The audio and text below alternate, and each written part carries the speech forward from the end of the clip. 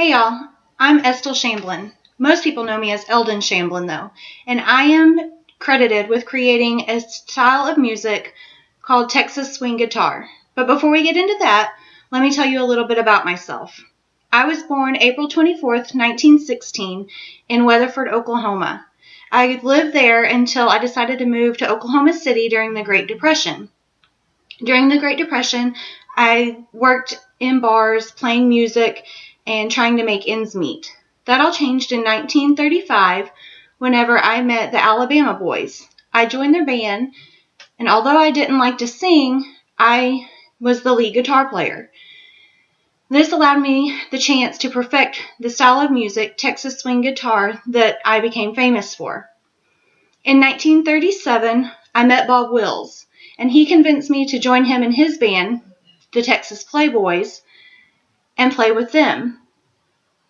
During this time, I became Bob Wills' musical arranger. In 1941, we were recording Take Me Back to Tulsa, one of his biggest hits, when he told me to put more runs in it. So I decided to play a strong running bass line, and I also excelled at lead guitar. During this time, I also worked with Leon McAuliffe, developing standard guitar, steel guitar duets. We together created a heavy rhythm that is obvious in Bob Wills' music. During this time, Bob Wills and I became very close, and I actually ended up becoming one of his biggest confidants. Then World War II hit, and I was drafted for 4 years in the Army.